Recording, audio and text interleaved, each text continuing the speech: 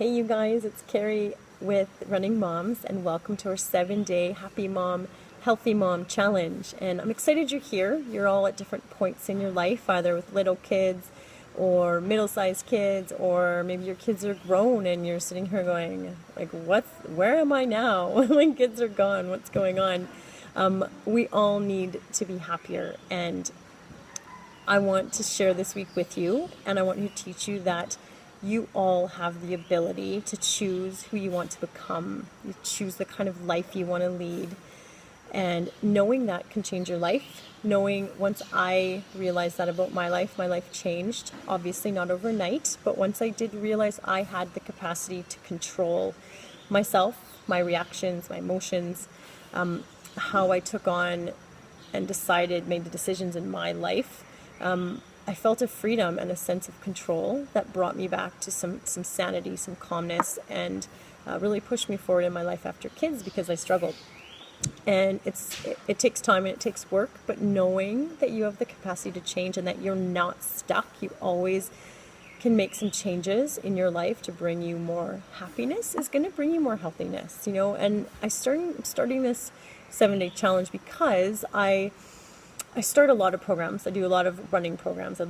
My favorite is training beginners to learn to run 5K and get them to 5K. And the first week's always great. Everyone's excited and motivated and sharing and moving, and then slowly people drop off. And I always feel awful when they drop off. I just wish I could grab people and run with them every day, and because I know it makes you feel good. When you run, you feel good. When you move, you feel good. But there's got to be something else, you know. You're not prioritizing yourself. Yes, maybe it is hard to find time. It is seriously hard to find time when you're a mom, and I know that you're busy, you've got all kinds of things going on, but we still need to find some happiness in the crazy, in the chaos. And for a lot of people, it's running. I ran through so much, but that kind of only takes you so far. And what if you can't run? What if you love to and you want to, but you just can't get out? What else are you going to do? What else are you going to work on to keep your happiness and your sanity so that you can get back to running when the time is right for you? So that's what we're going to work on this week. Because life is busy. You don't have time. You're exhausted. You're not sleeping. You lose your motivation. You've got lots of stress and anxiety. And once we can take care of that, we can get you back into running. And that's my ultimate goal, to get you back into running. And, you know, in these busy days, it's really easy. I always hated when people would tell me, you know, they grow so fast, and before you know it, they're going to be teenagers, and they're not going to want to be hanging out with you. And that's great, and I get it, and it's true. And I've heard myself telling it to other people as my kids are getting older, but that doesn't really help you when you're stuck in that place where you're feeling awful and you don't know what's going on, and you feel crazy and frustrated and overwhelmed and stressed, and you know, yeah, that day is going to come, but what do I do today? How am I going to get through these days? And what I did was I got a life coach, and I got a group of women organized to work through it, because I knew that my problems weren't really that different than anybody else's problems, and I just wanted to get through it and come up with some strategies to help me through it. And just talking about it and putting things out there really did help me, and I want to share that with you. This is the quick version, obviously, but I'm hoping that we can make a few changes that do make you feel better. So the thing about happiness that I've learned recently is that, you know, you can learn to be happy. So they say about 50% of your happiness you're born with. It's genetic. You're either a positive person or you're a negative person. And, you know, being mindful of that, the kind of person you are is important. Are you somebody who tends to complain to others? Or are you somebody who just kind of brushes over it and always has a positive outlook, and you can spin it positive whenever? Whoever you are, that's fine.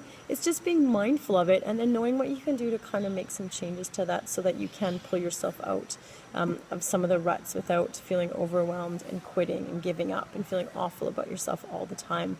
Because 10% of your happiness you can buy. So it might seem easy that, yeah, if I had more money, I could just be happy. If I had this, I could just be happy. If only I could buy that, I would be happy. Only 10% of your happiness comes from what you can buy. So that's a really powerful piece of information. So happiness doesn't come down to money.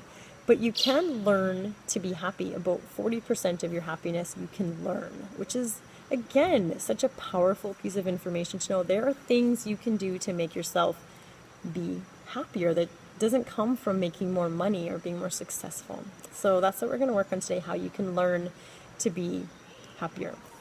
So today, your challenge, the part of the challenge we're going to start with is I want you to recognize your strengths, and I want you to celebrate your strengths. If I want you to share with the group 3 strengths, 3 positive things about you that you love or that other people love about you. And, if nothing comes to mind, I want you to ask a friend, ask someone close to you, ask them what they love about you. Why are they friends with you? Get 3 positive things about yourself and share them with us. Celebrate them with us and remember those things. Putting them out there is really important, and you all have strengths, and I want to celebrate them. And then I want you to be aware of the negative thoughts you have about yourself throughout the day. Women are notorious for negative self-talk. We all do it. You might not even realize it. And it comes in really subtle ways too, and I see it a lot in my exercise programs. I ran today, but you'll never believe how slow it was. I'm embarrassed to even put it out there. Well, you ran today. That's awesome. I don't care how slow or how fast you went. That's that form of, being hard on yourself when you shouldn't. You got out. Awesome. Celebrate it. Who cares how fast you went? There's all kinds of ways we're negative to ourselves. We all do it, and we are our hardest critics. And once you can become aware of that behavior and start to change it, you're going to notice a huge change in your mind shift. I want you to start exchanging those negative thoughts for something positive. I want you to come up with a positive mantra, and I want you to tell us your positive mantra, and I want you to wake up to that mantra. I want you to tell yourself that mantra throughout the days. I want you to move to that mantra when you're out running. When you feel yourself coming into these negative thoughts, I want you to stop them and spit out your positive mantra that you're going to share with us today. And that's it. That's day 1. So I want you guys to tell me 3 of your strengths or great qualities that you love about yourself or other people love about you. And then I want you to be aware of your negative thoughts and choose a positive mantra to share with us. And that's day 1.